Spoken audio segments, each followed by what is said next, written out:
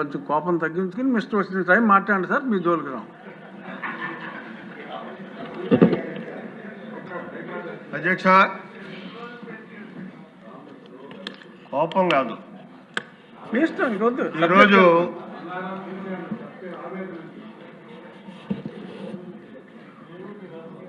ఈ చర్చలో మాట్లాడడం అన్నది ఒక బాధాతత్వ హృదయంతో మాట్లాడాల్సినటువంటి పరిస్థితి రావడం చాలా శోచనీయం. ఎందుకంటే హిందూ సమాజంలో హిందువుల యొక్క మనోభావాన్ని దెబ్బతీసేటటువంటి విధంగా గత పాలకులు వ్యవహరించినటువంటి తీరు చూస్తే ఇక్కడ ఒక లడ్డూతోటే ప్రారంభం కాలేదు అధ్యక్ష. వాళ్ళ పాలన మొదలుపెట్టిన దగ్గర నుంచి విధ్వంసంతో మొదలై ఏదో గతంలో భారతదేశం మీద దండు తెచ్చేటువంటి విదేశీయులు చేసేటటువంటి అకృత్యాలన్నింటినీ కూడా గత పాలకులు చేసినటువంటి పరిస్థితి ఉంది. ఎందుకంటే ఎక్కడ ఏ హిందూ గుడి ఉంటే ఆ గుళ్ళో ఏదో ఒక అపచారం చేసినటువంటి పరిస్థితి.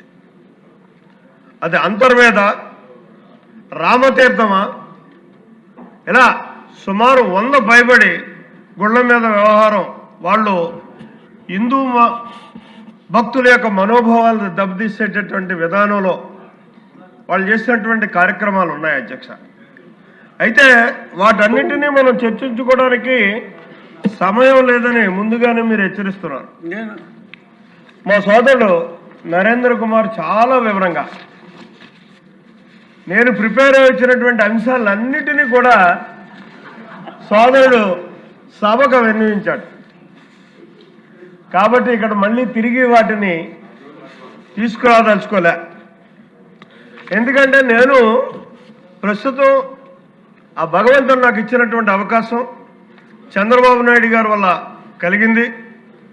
టీటీడీ బోర్డులో ఒక సభ్యుడిగా ఉంటూ అక్కడ ఆ దేవుని యొక్క సేవలు చేసుకునే అదృష్టం కలిగింది అధ్యక్ష.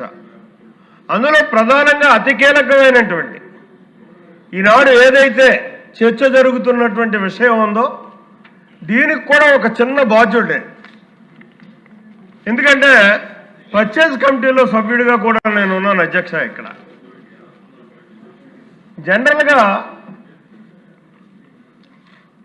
ఇక్కడ నెయ్యి కల్తీ అంటున్నారు అధ్యక్ష. అది కరెక్ట్ కాదు. కానీ నెయ్యి కల్తీ కాదా? ఇక్కడ జరిగింది ఏంటంటే ఒక పదార్థాన్ని సృష్టించి దాన్ని రకరకాల వీటిలతో తీసుకొచ్చి నెయ్యిగా మనకు చూపెట్టి వాళ్ళు లడ్డూలు తయారు చేసి మనకి అందించినటువంటి పరిస్థితి అధ్యక్ష. అసలు నెయ్యే లేదు, అసలు పాలు లేదు, పాలు లేదు, నెయ్యి లేదు. ఇక్కడ ప్రధానంగా మనం చూసుకోవాల్సింది ఏంటంటే అధ్యక్ష, ఫిబ్రవరి 29, 2020లో ప్రారంభమైంది అధ్యక్ష. ఇది ఈ కల్తీ భోగోతం ఎలా ఫాలో అయిందంటే అప్పుడున్నటువంటి నియమ నిబంధనలు గత తెలుగుదేశం ప్రభుత్వంలో ఆనాడు పాలక మండలి పెట్టినటువంటి నియమ నిబంధనలన్నింటినీ కూడా తుంగలో తొక్కి ఆ రోజు పర్చేజ్ కమిటీ ద్వారా ఏదైతే పర్చేజ్ కమిటీ సమావేశం జరిగింది ఆ సమావేశంలో ఒక నిర్ణయం తీసుకున్నారు అధ్యక్ష. మనం ఆ నియమ నిబంధనలన్నింటినీ కూడా నరేంద్ర చెప్పాడు, దాని జోలు పోలా, మళ్ళీ ఆ లెక్కలు చెప్పను. వాటన్నిటినీ తప్పించి కేవలం ఇప్పుడు చెప్పినటువంటి నెయ్యి కానటువంటి నెయ్యి తయారు చేసేటటువంటి సామర్థ్యం ఉన్నటువంటి వ్యవస్థలకి ఈ టెండర్ ఇవ్వాలనేటటువంటి దుర్బుద్ధితో ఆ రోజు ఆ పర్చేజ్ కమిటీలో నిర్ణయం తీసుకున్నారు అధ్యక్ష. ఆ పర్చేజ్ కమిటీకి ఒక ప్రత్యేకత ఉంది అధ్యక్ష. ఇక్కడ 2 ప్రత్యేక ఆహ్వానితులు వెళ్ళారు అధ్యక్ష. 3 సభ్యులు ఉంటారు. ఆ 3 కాక ఈ బోర్డులో ఉన్నటువంటి కీలక సభ్యులు ప్రత్యేక ఆహ్వానితులుగా వెళ్ళారు అధ్యక్ష. వారే ఒకరు కరుణాకర్ రెడ్డి గారు, రెండో వారు ఆయన మొన్న దీంట్లో ఉన్నాడు చెవిరెడ్డి భాస్కర్ రెడ్డి గారు.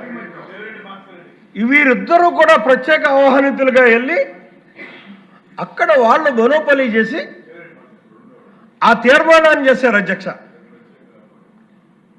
గత తీర్మానాల్ని పక్కకు పెట్టి మళ్ళీ కొత్తగా ఇవన్నింటినీ ఎడిట్ చేయించి అప్పుడు దాన్ని బోర్డుకి సమర్పించారు. బోర్డులో దాన్ని ఆమోదం చేశారు అధ్యక్ష. ఇక్కడ ఇందాక మా మిత్రుడు చెప్పినట్టుగా దీనికి బాధ్యులు ఎవరు అధ్యక్ష? అక్కడున్నటువంటి ప్రత్యేక కమిటీ సభ్యులు ఎవరైతే జిఎం అంటాడో జిఎం ప్రధాన బాధ్యత అవుతారు, ప్రత్యేక కమిటీ సభ్యులు అవుతారు, ప్రత్యేక ఆహ్వానితులుగా వెళ్ళినటువంటి ఆ ఇద్దరు అవుతారు. తదుపరి బోర్డుకు వచ్చిన తర్వాత బోర్డులో దీన్ని కులంకుశంగా చర్చించి తీసుకుంటున్న నిర్ణయానికి చైర్మన్, అక్కడ ఉన్నటువంటి బోర్డు సభ్యులు, ఎక్స్ ఆఫీషియో సభ్యులు కూడా అవుతారు అధ్యక్ష. ఇక్కడ మంత్రి గారు ఇందాక చెప్పినటువంటి దీంట్లో చూసుకున్నట్టయితే వారు సిట్టు ఇచ్చినటువంటి రిపోర్టును చదివారు అధ్యక్ష.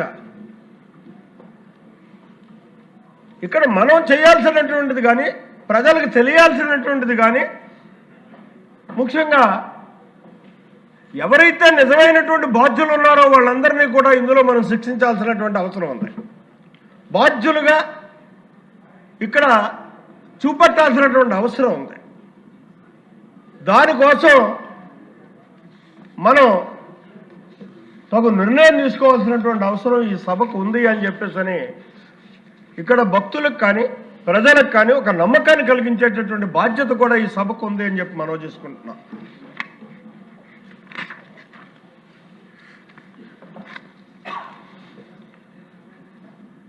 ఇక ముఖ్యంగా చూసుకుంటే అధ్యక్ష,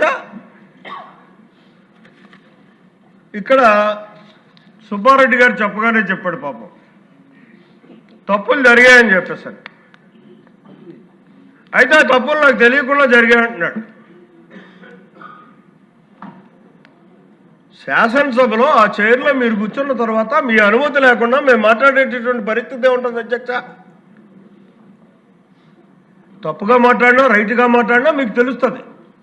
దాని మీద చర్య మీరు తీసుకోవాల్సినటువంటి అవసరం ఉంటుంది. అదే పరిస్థితి అక్కడ చైర్మన్గా సుబ్బారెడ్డి గారు ఉన్నప్పుడు కానీ కరుణాకర్ రెడ్డి గారు ఉన్నప్పుడు కానీ జరిగినటువంటి ఈ తతంగానికి అంతటికీ కూడా పూర్తి బాధ్యత వాళ్ళిద్దరూ వహించాల్సినటువంటి అవసరం ఉంటుంది అన్నది నా భావన. ఇకపోతే సుబ్రహ్మణ్య స్వామి గారు అని చెప్పేసి చాలా పొద్దుట లేచి మనం దండం పెట్టుకోవచ్చు, అంత సీనియర్ నాయకుడు నాయకు అధ్యక్ష. కానీ పాపం తిరుపతి వెంకటేశ్వర స్వామి మీద ఆయనకి ఎందుకు భక్తి లేదో నాకు అర్థం కావట్లే, నమ్మకం లేదో విశ్వాసం లేదో తెలియటం లేదు. అంటే సభలో లేనటువంటి వ్యక్తి పేరు ఉచ్చరించకూడదు అనేటటువంటి నిబంధన ఉన్నప్పటికీ కూడా ఆ నిబంధనకి శిక్షార్హుడు అవుతూ కూడా నేను మాట్లాడదలుచుకున్నాను అధ్యక్ష. ఎందుకంటే అంత అపచారం చేశాడు ఆయన. ఇక్కడ ఆంధ్ర రాష్ట్ర ప్రభుత్వం సిట్ యొక్క రిపోర్టును చూసుకుని ఇక్కడ అసలైనటువంటి దొంగలు బయటికి రాలేదు, పరిపాలనా విధానంలో ఉన్నటువంటి లోపాలను ఎత్తి చూపలేదు సిట్టు అనేటటువంటి ఆలోచనతో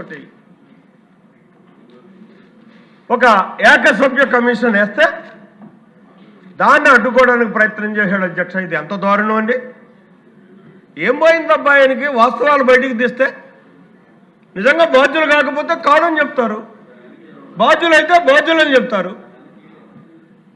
దానికి కారణం ఎవరు అధ్యక్ష? మాజీ ముఖ్యమంత్రి వాడు, నేటి పులివెందుల శాసనసభ్యుడు, చాలా ఇద్దరు మిత్రులు అధ్యక్ష.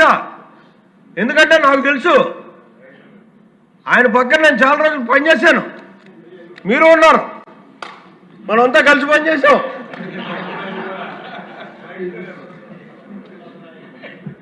వాళ్ళిద్దరికి ఉన్న అనుబంధం ఏంటో కూడా నాకు పూర్తిగా తెలుసు. కాబట్టి ఇక్కడ ఖచ్చితంగా ఇది జగన్మోహన్ రెడ్డి యొక్క ప్రోద్బలంతో జరిగినటువంటి కార్యక్రమం అని మాత్రం మనం ఇక్కడ విశ్వసించాల్సినటువంటి అవసరం ఉంది అధ్యక్ష. అంతేకాదు అధ్యక్ష, దొంగే దొంగ దొంగ అన్నట్టుగా ఈ 4-5 రోజులు బట్టి కూడా శాసనమండలిలో జరుగుతున్నటువంటి భోగోతం ఎంత తప్పిదం అధ్యక్ష. అది మనం పెద్దల సభ అంటాం అధ్యక్ష. దాన్ని అక్కడ ఉండేటటువంటి ప్రతి సభ్యుడిని కూడా గౌరవిస్తాం మనసా వాచ. ఎందుకు? మనం ఇక్కడ విశ్లేషించి పరిశీలించి మనం చేసినటువంటి ఏ కార్యక్రమాలన్నా సరే, ఏ చట్టాలన్నా సరే, ఏ బిల్లునైనా సరే శాసన మండలిలో వాళ్ళు మళ్ళీ తిరిగి పరిశీలన చేసి అందులో సరిదిద్ది తప్పొప్పులుంటే మనకు తెలియజేసి దాన్ని ఆమోదించేటటువంటి సభ. అంత గౌరవప్రదమైనటువంటి సభ. అటువంటి సభలో ఈ 5 రోజులు చూసుకున్నట్టయితే ఇది అతి కీలకమైనటువంటి బడ్జెట్ సమావేశాలు అధ్యక్ష. ప్రతి నిమిషం ప్రతి అణువు కూడా మనం బడ్జెట్ మీద ఆలోచన చేయాల్సినటువంటి బాధ్యత ఉన్నటువంటి ఇది శాసనసభ్యులుగా మనకు కానీ, శాసన మండలి సభ్యులుగా వాళ్ళకు కానీ. ఆ సమావేశాలన్నింటినీ నిర్వీర్యం చేస్తారు అధ్యక్ష. 5 రోజులు కూడా కేవలం రాజకీయం కోసం చంద్రబాబు నాయుడు గారి మీద అభూత కల్పన సృష్టించాలనేటటువంటి ఆలోచనతో వాళ్ళు వ్యవహరించినటువంటి తీరు చూస్తే చాలా దారుణంగా అనిపించింది అధ్యక్ష. అంతేకాదు అధ్యక్ష, ఇంకొక అడుగు ముందుకేశారు. సెక్యులర్ వ్యవస్థనే మంట కలిపారు అధ్యక్ష. అసలు ఇక్కడ మతాల గురించి కానీ, మతపరమైనటువంటి అంశాల మీద కానీ మనం ఎంత తక్కువగా మాట్లాడుకుంటే అంత సెక్యులర్ వ్యవస్థను మనం పరిరక్షించిన వాళ్ళు అవుతాం అధ్యక్ష. సాక్షాత్తు తిరుపతి వెంకటేశ్వర స్వామి ఫోటో పట్టుకుని చెప్పులు వేసుకుని వాళ్ళు ప్రదర్శన చేయడం అధ్యక్ష. అక్కడ వీళ్ళే సంటిగోళంలో అధ్యక్ష. మన మహాత్మా సింగ్ అసెంబ్లీ జరిగింది. 10-12 ఏళ్ళ పిల్లలు వచ్చి చెప్పారు, చక్కగా చూస్తుంటే ఆశ్చర్యం వేసింది వాళ్ళని చూసి. వాళ్ళు మాట్లాడేటటువంటి తీరు చూస్తుంటే ఆ మాత్రం జ్ఞానం కూడా లేదండి వాళ్ళకి. తిరుపతి వెంకటేశ్వర స్వామిని రాజకీయం కోసం అపవిత్రం చేసినటువంటి విధానానికి ఖచ్చితంగా మనం చెక్ పెట్టాల్సినటువంటి అవసరం ఉంది అధ్యక్ష. ఇక్కడ ఒక లడ్డూ చోటే కాదు అధ్యక్ష, వాళ్ళు చేసేటటువంటి ప్రతి దాన్ని కూడా మనం ఇవాళ ప్రజలకు చెప్పాల్సినటువంటి బాధ్యత మన మీద ఉంది అని చెప్పేసి మనం చేసుకుంటున్నాం అధ్యక్ష. అందుకోసమే మరి మీరు సమయం వైపు చూస్తున్నారు. నేను కూడా ఎక్కువ సమయం తీసుకోదలుచుకోలేదు. మళ్ళీ మరొక విధంగా మీ ముందుకు వచ్చే అన్ని విషయాలు కూడా మళ్ళీ మాట్లాడతాను. కానీ ఒక్కటి మాత్రం నేను ఇవాళ మనవి చేసుకోదలుచుకున్నాను అధ్యక్ష. తిరుమల తిరుపతి దేవస్థానాన్నే కాదు, హిందూ వ్యవస్థను మనం పరిరక్షించుకోవాలనుకున్నట్టయితే నిన్న చర్చకు కూడా వచ్చినట్టు కొంతమంది మంత్రివర్గ సభ్యులు ముఖ్యమంత్రి గారితో చర్చించినట్టు కూడా వినికిడి. ఏదైతే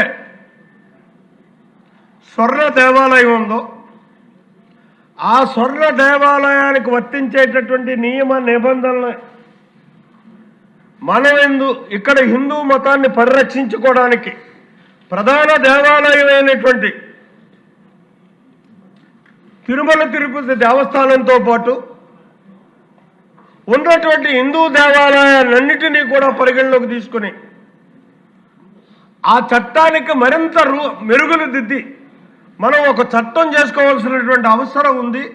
అప్పుడే హిందూ మతం ఇక్కడ బతికి బట్టగడుతుంది, హిందువుల విశ్వాసాన్ని మనం పొందగలుగుతామని చెప్పేసి తప్పనిసరి పరిస్థితుల్లో నేను ఇందాకన్నటువంటి సెక్యులర్ వ్యవస్థకి విఘాతం కలిగేటటువంటి మాటలు నావైనప్పటికీ కూడా ఒక హిందువుగా బాధాతత్వ హృదయంతో ఇవాళ నేను ఈ ప్రపోజల్ని మీ ముందు పెడుతున్నాను అధ్యక్ష.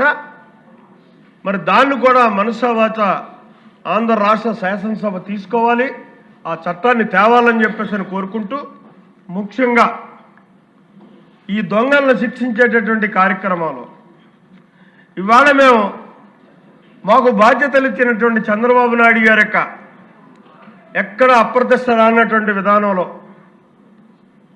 తిరుమల తిరుపతి దేవస్థానంలో మేము చేసినటువంటి కొన్ని అంశాలని సభ దృష్టికి తాదాల్చాను అధ్యక్ష.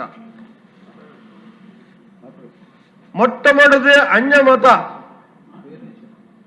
అన్యమతస్తులు ఎవరైతే అక్కడ ఉద్యోగాలు చేస్తున్నారో వాళ్ళందరినీ కూడా వాళ్ళ కడుపు కొట్టకుండా, ఇది కూటమి ప్రభుత్వం యొక్క విధానం అధ్యక్ష. మాకు మా నాయకుడు చంద్రబాబు నాయుడు గారు సూచించినటువంటి సూచనలు అధ్యక్ష.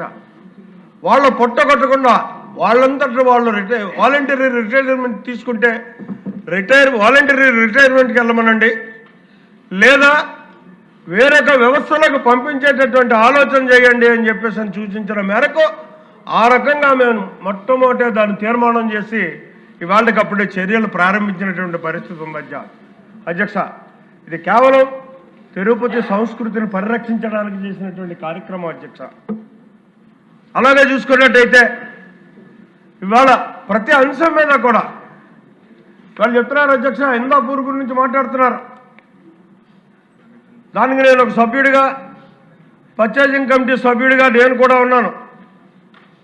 ఆ విధానాన్ని చేయాల్సినటువంటి పరిస్థితుల్లో కేవలం మనకు అక్కడ 20 లక్షల కేజీల నెయ్యి కావాల్సి వస్తే 10 లక్షలే మాకు ప్రొక్యూర్ అయ్యేటటువంటి పరిస్థితుల్లో, తప్పనిసరి పరిస్థితుల్లో మేము 1500 దాటి డైరీలు ఏమన్నా వచ్చినట్టయితే వాటిని తీసుకోండి అని చెప్పేసి ఒక చిన్న మార్పు చేసినటువంటి సంఘటనల ద్వారా వచ్చినటువంటి ఇందాపూర్ డైరీ అధ్యక్ష. అది ఇందాపూర్కే కాదు, ఈ దేశంలో ఉన్నటువంటి అన్ని డైరీస్ రావచ్చు. నిజంగా మంచి నెయ్యినే వారు సరఫరా చేస్తుంటే బోలోబాబా కూడా రావచ్చు మేము ఇచ్చినటువంటి అవకాశానికి. రాలేదు అధ్యక్ష. ఎందుకు రాలేదంటే వాళ్ళ ఆటలు సాగవు. ఇక్కడ ఉన్నటువంటి బోర్డు, చంద్రబాబు నాయకత్వంలో ఉన్నటువంటి బోర్డు ఒక నిబద్ధతతో నిష్పక్షపాతంగా వ్యవహరించేటటువంటి బోర్డు కాబట్టి రాలా. నెయ్యి చేయరు, మీరు నెయ్యి కొంటారు, వాళ్ళు నెయ్యి చేయరు. అది నెయ్యి లేదు అక్కడ అధ్యక్ష. అక్కడ కూడా ఇక్కడ ఒక విధానం ఉంది అధ్యక్ష. ఎందుకంటే ఇది చాలా నిత్యావసరమైనటువంటి వస్తువులు. ఇక్కడ మనం కొనేటటువంటి ప్రతిదీ కూడా వేలాది లక్షలాది భక్తులు వచ్చేటటువంటి విధానం ఉంది అధ్యక్ష. అక్కడ అందరికీ కూడా ఏ రకమైనటువంటి ఇబ్బంది కలగనటువంటి పరిస్థితుల్లో మేము వ్యవహరించాల్సినటువంటి బాధ్యత ఉంది మా మీద. అందుకోసం ఒక L1కి ఎప్పుడు కూడా L1 ఎవరైతే వస్తారో వాళ్ళని ఆమోదించి L1కి 65% ఇస్తాం. ఆ L1 కానీ ఏదైనా విధానం వల్ల సరఫరా చేయలేకపోతే ఈ వ్యవస్థ ఆగకుండా 35% L2ను అడుగుతాం అధ్యక్ష. L1 రేటుకి కానీ నువ్వు సరఫరా చేయగలదు అని. L2నో L3నో ఎవరొస్తే వాళ్ళు, అది సామర్థ్యం ఉన్నవాళ్ళని, నియమ నిబంధనలు ఉన్నవాళ్ళని మేము అడిగేటటువంటి పరిస్థితి ఉంటుంది అధ్యక్ష. ఆ విధానంలోనే ఇక్కడ పిలిస్తే 650 కేజీలు, 6,50,000 కేజీలు మాత్రమే ఇందాపూర్ డైరీకి ఇవ్వడం జరిగింది అధ్యక్ష. ఈ ఇందాపూర్ డైరీ ఎవరో జ్యోతులను ఎవరికి తెలియదు, నాకు పని లేదు. అది అక్కడ మాకు ఉన్నటువంటి టర్మ్స్ అండ్ కండిషన్స్కి ఏదైతే అప్లికబుల్ అవుతాయో ఆ టర్మ్స్ అండ్ కండిషన్కి లోబడి అక్కడ మేము అప్రూవల్ చేసేటటువంటి పరిస్థితి ఉంటుంది అధ్యక్ష. ఇందులో రేపు పొద్దున తప్పు జరిగితే మేము కూడా శిక్ష అర్హులమే, మాది కూడా బాధ్యతే.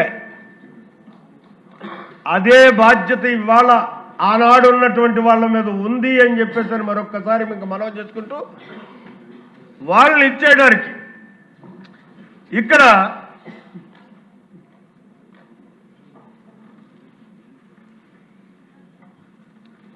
సంపూర్ణమైనటువంటి దర్యాప్తు. ఇవాళ సిట్టును నేను తప్పు పట్టదలుచుకోలేదు అధ్యక్ష. వాళ్ళ గైడెన్స్లో వాళ్ళు వెళ్ళిపోయారు, వాళ్ళ రిపోర్ట్లు వాళ్ళు ఇచ్చేశారు. దానికి ఏ శక్తి అడ్డుకుందో, ఏ వ్యక్తి అడ్డుకున్నారో నాకైతే తెలీదు. సిట్టు దర్యాప్తు కంటా కూడా ఇంకా కులంకుశమైనటువంటి దర్యాప్తు జరగాల్సినటువంటి అవసరం ఉంది.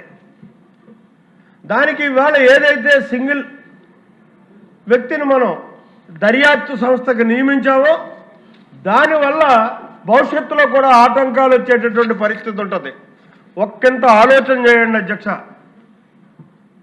దీనికి ఇంకా పటిష్టమైనటువంటి వ్యవస్థను రూపకల్పన చేసి ఈ అకృత్యాలను బయటకు తీసేటటువంటి పరిస్థితి కల్పించే విధంగా మనం నిర్ణయం తీసుకుంటే బాగుంటుందేమో ఆలోచన చేయమని చెప్పేసి ఈ సభను సవినయంగా కోరుకుంటూ మరి ఈ అవకాశం ఇచ్చినందుకు మిమ్మల్ని ఇబ్బంది పెట్టకుండా 1 గంట మాట్లాడడానికి నా దగ్గర సబ్జెక్ట్ ఉంది అధ్యక్ష. అయినప్పటికీ మాట్లాడలేకపోతున్నాను సమయాభావం వల్ల. ఖచ్చితంగా మళ్ళీ మరొకసారి నాకు దీని మీద మీరు అవకాశం ఇస్తారనేటటువంటి నమ్మకంతో మీ దగ్గర సెలవు తీసుకుంటున్నా. అవకాశం ఇవ్వకపోయినా అవకాశం మీరు తీసుకుంటారు.